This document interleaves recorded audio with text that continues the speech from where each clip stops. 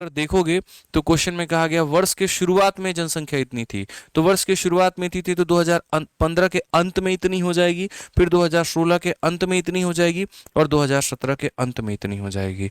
तो ये 15 के अंत में इतना, 16 के अंत में इतना, 17 के अंत में इतना, तो बोला गया 2017 के अंत में छात्रों की संख्या हमारी कितनी होगी, ये बता दीजिए।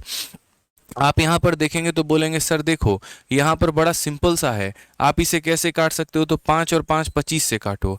25 से मेरे भाई एक बार में 25, 50 हो गया, कितनी बार में, 2 बार में, और फिर यहाँ पर 0 बार में। 25 का 1 गुना 25 50 हो गया 2 बार में, और ये इतनी बार में। 5 से अगर आप काटोगे तो मेरे भाई 24 बार में आपका कटेगा। कुल मिलाकर के यहाँ पर क्या हो जाएगा, 6 का स्क्वायर 36, और यहाँ 24 का मतलब कितना हो जाएगा, 4 गुना 96, और 96 को किससे गुना करना है मेरे भाई, 36 से गुना करना है। आप इसको मल्टीप्लाई करके देखो एक बार आपका कितना आ रहा है। तो आप यहाँ बोलोगे सर देखो इसको 100 मान लेते हैं, तो 100 मान लेंगे तो 3600 में से उसका 4 गुना, यानी यहाँ पर जो है 144 कम कर दीजिए, तो यहाँ पर ये हमारा आ जाएगा 3600 से कम। 3600 से यहाँ पर कम कौन सा ऑप्शन है, तो ये ऑप्शन है। यानी देखो अगर ये 100 माइनस 4 होता ना, तो 3600 में से उसी का 4 गुना, यानी यहाँ पर कितना हो जाएगा, तो 3456 हो जाएगा। ये हमारा हो जाएगा। एक ही ऑप्शन मिला, बट इन्होंने कहा परसेंटेज इंक्रीज भी बता दो कितना हुआ। तो भैया देखो जनसंख्या हमारी कितनी थी, 3000 थी, और वो हो कितनी गई, 3456। इंक्रीज कितने का हुआ यहाँ पर ये बता दीजिए।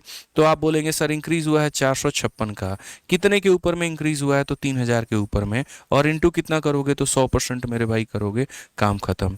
आप यहाँ देखो 3 से काटोगे 10 बार में, 3 से आपका कटेगा 1 बार में, 5 बार में, 2 बार में। 152 को 10 से भाग करो तो 15.2% का इंक्रीज आ जाएगा, और ये आपका दूसरा वाला पार्ट हो जाएगा। तो बढ़िया तरीके से आप इसमें सीरीज मेथड का उपयोग करके इस सवाल को बना सकते थे, और इसके लिए जो सबसे बढ़िया होता वो सीरीज मेथड ही होता। जब भी कोई चीज़ लगातार तरीके से बढ़ रहे या कम रहे, तो शुरू से अंत में जाने के लिए उसका इस्तेमाल सीरीज मेथड से ही करके उसको हम हल करते हैं। ठीक है, आज यहाँ पर क्वेश्चन नंबर 3 देखिए, उड़ाने वाला सवाल है। एनटीपीसी के 2017 में पूछा गया सवाल, कहा गया इस संख्या का इकाई का अंक पता करो। इकाई का अंक कैसे पता करते हैं, तो आप यहाँ देखिए, इसका यूनिट डिजिट लो मेरे भाई, इसका यूनिट डिजिट लो, और यहाँ इसका यूनिट डिजिट लो। भैया ये इवन नंबर है, इवन नंबर का यूनिट डिजिट कितना आएगा, तो कभी भी एक इवन नंबर ही आएगा। 4 का यूनिट डिजिट या तो 4 आ सकता है, नहीं तो 6 आ सकता है। ठीक है, और उसके बाद में यहाँ पर क्या होगा, 5 का यूनिट डिजिट कभी भी करोगे 5 आएगा। 5 को इवन नंबर से गुना करने पे मेरे भाई 0 होता है। तो ये सवाल को देखते गोली की तरह उड़ा देना था, मात्र ऑप्शन नंबर बी जो होता है इसका करेक्ट आंसर होता है। आइए चलिए क्वेश्चन नंबर यहाँ पर 4 देखिए क्या बोला गया है। दोस्तों अगर वीडियो पसंद आ रही है, आय का 30% अपने पिता को, और शेष आय का 30% बेटी को, और 25% अपनी पत्नी को देता है। उसने अपने मासिक आय के शेष राशि को 3 योजनाओं में समान रूप से निवेशित किया है। यदि उसकी प्रत्येक योजना में 42,000 का निवेश हुआ है, तो उसकी मासिक जो आय है वो मेरे भाई यहाँ पर कितनी होगी, ज्ञात करिए। अब अगर हम इस सवाल को देखते हैं तो देखिए हम आपको समझाते हैं। मान लेते हैं मेरे भाई अमन भाई के पास में कितना पैसा है, तो उसके पास में 100x पैसा है। उसके बाद उसने इसमें से कितना दे दिया, तो बोला गया यहाँ पर अमन अपनी मासिक आय का 30% अपने पिता को दे चुका है, तो यहाँ पर उसने 30% पिता को दे दिया। तो बचा कितना मेरे भाई, तो 70% पैसा या 70x जो है उसके पास में बचा है। उसने अपने पिता को कितना दे दिया, तो मेरे भाई यहाँ पर 30 दे दिया। ठीक है, अब बचा कितना, 70। उसके बाद में बोला है कि 30% अपने पिता को दे दिया, और जो बाकी आय बच गया उसका 30% अपनी बेटी को और 25% अपनी पत्नी को दे दिया है। तो यहाँ पर इसका 30% और 25% वो दे चुका है।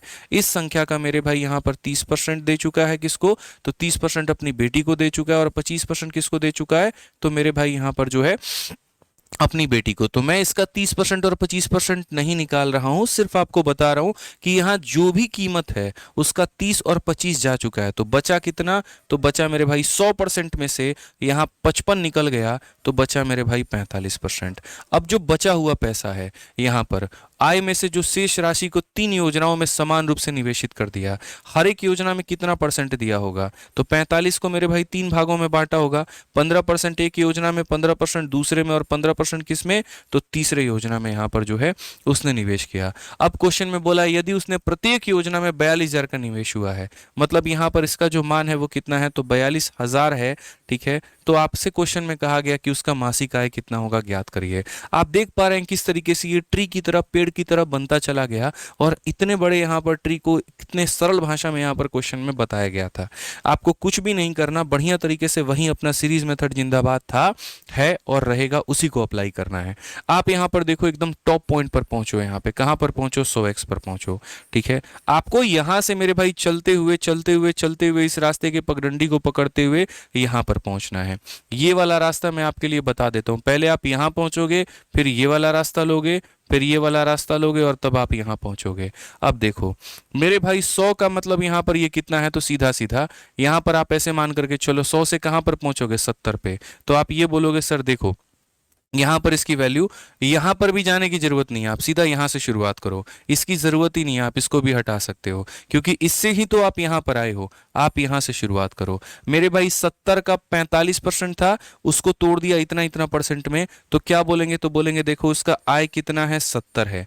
ठीक है, उसका आय कितना, मतलब यहाँ पर जो भी है ये कितना है, 70x है। इसी 70x का 15% का मान हमारा कितना है, तो 42,000 है। तो इसी 70x का मेरे भाई 15% का मान, इसी 70x का 15% का मान कितना है, तो 42,000 है मेरे भाई।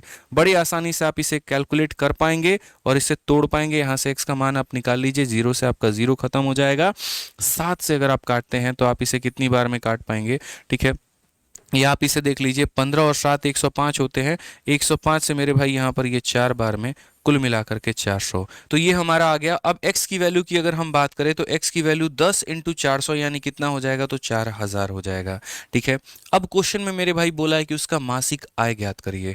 तो मासिक आय का मतलब कितना हो गया, 100 इंटू एक्स हो गया। तो यहाँ पर आप देखेंगे तो 100 और इंटू कितना हो जाएगा, x का मान चूंकि है मेरे भाई यहाँ पर 4000, कुल मिलाकर के यहाँ पर 1 2 3 4 5, यहाँ पर कितने जीरो आ जाएंगे, तो मेरे भाई 5 जीरो।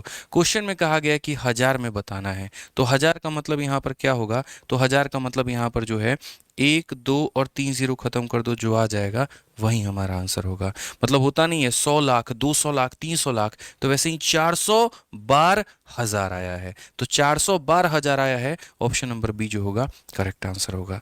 आइए चलिए मेरे भाई यहाँ पर इस क्वेश्चन में देखिए 5 नंबर सवाल आपका सीबीटी एनटीपीसी सीबीटी 1 का है, और इस सवाल में कहा गया कि find the smallest possible number which one subtracted from these are in constant proportion. छोटी से छोटी संख्या ज्ञात करो जिनको इन सब में से घटाने पर यहाँ समानुपात में हो जाए। तो संख्या हमारी कौन सी है, तो मेरे भाई 16 है, और कौन सी है, 19 है। तो यार जो संबंध यहाँ पर 16 का 19 के साथ में बनेगा, वही संबंध यहाँ 19 का 23 के साथ में बनेगा। आपको लग रहा होगा यहाँ चौथी संख्या मिसिंग है, ऐसा बिल्कुल भी मेरे भाई नहीं है। यहाँ पर आप समझिए इस बात को, तो 16 और 19 का जो मेरे भाई अनुपात बनेगा ना, वही यहाँ 19 और 23 का बनेगा। तो क्वेश्चन में क्या कहा गया, सब में से कितना घटाया जाए यहाँ पर कि ये समान अनुपात में हो जाए। तो मैंने हमेशा जिंदगी भर आप लोगों को इसका ट्रिक बताया मेरे भाई यहाँ पर, कि इसका ट्रिक यहाँ पर क्या होता है। 16 19 और यहाँ पर 19 23 को आप कैसे टैकल करोगे, तो आप यहाँ बोलोगे सर सीधा देखो, चाहे कुछ ऐड करने की बात आए चाहे कुछ सब्ट्रैक्ट करने की बात आए, तरीका सिंपल होता है। पहले को आखिरी के साथ में यहाँ पर हम गुना करते हैं, ठीक, उसके बाद इन दोनों को मेरे भाई यहाँ पर एक साथ में गुना करते हैं, जिन्हें हम गुना किए हैं उनको हम जोड़ देंगे, तो ये हो जाएगा 39। जिन्हें गुना किए उन्हें हम जोड़ देंगे और ये मोड लगा देंगे, यही हमारा क्या होता है, आंसर होता है। अगर आप देखोगे 16 का 3 गुना 48 मेरे भाई, 4 पास में 16 दूना 32 और यहाँ 4 36 हो जाएगा। 19 का स्क्वायर हमारा 361 हो जाता है। ठीक है भाई, यहाँ पर 39 में से 38 गया, 1 आ जाएगा। ये मेरे भाई डिफरेंस कितने का, 7 का, तो कौन सा ऑप्शन हो जाएगा, डी फॉर देवसेना। तो यहाँ पर समानुपाती में जब भी ऐसा सवाल आ जाए, क्या घटाने पे या क्या जोड़ने पे वो समानुपाती हो जाए, तो इसी तरीके से आप ऐसे सवालों को बनाएंगे। आइए चलिए 6 नंबर क्वेश्चन देखिए, यहाँ पर क्या बोला गया। इस क्वेश्चन में कहा गया एक टीवी सेट को 16,800 रुपए में बेचने पर एक विक्रेता को 20% का लाभ होता है। यदि उत्पादन के लागत में 20% की वृद्धि हो जाए तो सेट का नया विक्रय मूल्य ज्ञात करिए अगर उसको 20% का लाभ कमाना है। फिलहाल मैं अगर बात करूं तो यहाँ पर क्वेश्चन में ये कहा गया, सुनो, 16,800 में कोई चीज को बेचते हो तो 20% का प्रॉफिट होता है। मतलब ये अपने आप में कितने परसेंट का मान है, तो 120% का मान है।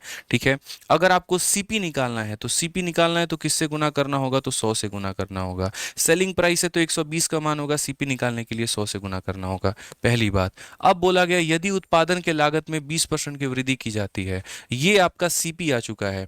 अब ये अपने आप में 20% से बढ़ जाएगा, यानी अगर ये 100 है तो ये मेरे भाई 120 हो जाएगा, ये इसकी उत्पादन की लागत हो जाएगी। ठीक है, फिर बोला गया अगर मेरे भाई आप उसको 20% के प्रॉफिट पर बेचना चाहते हो तो आप कितने में बेचोगे, यानी अगर ये अपने आप में मेरे भाई वापस से सीपी है तो 100 का मान है, 20 के प्रॉफिट में बेचूंगा तो 120 में बेचूंगा, मतलब इतने का मान मुझे पता करना है। इस 120 ने इसे खत्म किया, इसने मेरे भाई इसे खत्म किया, यहाँ पर 100 ने मेरे भाई 100 को खत्म किया, सीधा सीधा आंसर आपका एक जीरो आ गया। 12 का यहाँ 8 गुना 96, 6 9 पास में, 12 छक 72 और 9 हमारा 81 का एक 8 पास में, और 12 एकम 12 8 20, 20,160। कौन सा ऑप्शन है? ऑप्शन नंबर सी का होना प्यार है। तो यहाँ पर पहले आपने ये विक्रय मूल्य का कीमत था तो क्रय मूल्य निकाला, फिर आपने क्रय मूल्य को बढ़ाया ताकि उसकी कीमत बढ़ जाए, और फिर उसके बाद आपको बेचते वक्त में उसको बढ़ाना था तो आपने यहाँ पर उसको बढ़ा दिया। सारा खेल सीरीज मेथड के आसपास में चल रहा है और आप देख सकते हैं कितना वो धमाल मचा रहा है। ठीक है, आइए क्वेश्चन नंबर 7 पढ़िए क्या कहा गया। बोला गया द यहाँ पर एक सेंटर टेबल को 13,440 रुपए में बेचने पर अर्जित लाभ उसी लाभ प्रतिशत उसी सेंटर टेबल को 10,560 में बेचने पर प्राप्त हानि परसेंट के बराबर है, तो 20% का लाभ कमाने के लिए किस कीमत पर बेचना चाहिए? Butterfly concept. ठीक है, यहाँ पर एक वस्तु है मेरे भाई, उसको हम यहाँ पर कितने में बेच रहे हैं? तो उसको हम यहाँ 13,440 में बेच रहे हैं, और जब हम इतने में बेच रहे हैं तो जो हमारा प्रॉफिट का परसेंट है, और जब उसी वस्तु को हम यहाँ बेच रहे हैं कितने में? 10,560 में। 10,000 कितने में? 560 में। तो उस केस में हमारा लॉस का परसेंट, ये दोनों हमारे क्या होंगे? ये दोनों के दोनों हमारे बराबर होंगे। तो जब हमारा प्रॉफिट का परसेंट जब हमारे लॉस के परसेंट के बराबर होगा, उस केस में याद रखना मेरे भाई, इनके आपस का जो रेशियो होता है वो 1:1 होता है। सीधा सीधा सीपी निकालना है ना, यहाँ दोनों को जोड़ करके आधा कर दो, समझदार होना। तो 10,560 में 13,440 को जोड़ो और क्या कर दो मेरे भाई? आधा कर दो। तो 13,000 10,000 23,000 हो जाएगा, और ये मेरे भाई 24,000, 24 का आधा कितना हो जाएगा? 12,000 हो जाएगा। यानी हमने खरीदा कितने में था? तो 12,000 में। हमारा क्रय मूल्य कितने का है? 12,000 का है। अब बोला गया यहाँ पर 20% का लाभ कमाने के लिए कितने में बेचा जाना चाहिए? तो भैया इसका 20% कितना होगा? इसका 10% 1200, तो 20% 2400, 2400 में जोड़ोगे 14,400, खेल खत्म। जोड़ लो ना भाई, इसका 10% 1200 आता है, 20% मेरे भाई 2400 आएगा, और इसको जब जोड़ोगे तो 14,400 हो जाएगा। थोड़ा कैलकुलेशन तो हम आपसे एक्सपेक्ट करके चलते ही चलते हैं। ठीक है, आइए चलिए नेक्स्ट क्वेश्चन यहाँ देखिए। अगला सवाल यहाँ पर क्या कहा गया है? बोला गया मेरे भाई, सवाल में यहाँ समझिएगा, क्वेश्चन में कहा गया 29,120 रुपए के लाभ को 3 लोगों के बीच में इस प्रकार बांटा जाता है कि ए का हिस्सा बी के हिस्से का इतना गुना है, और बी का हिस्सा सी के हिस्से का इतना गुना, बी का हिस्सा कितना होगा? रेशियो का मेरे भाई ये सवाल है। तो आप अगर देखेंगे तो जो ए का हिस्सा है वो बी के हिस्से का कितना गुना है?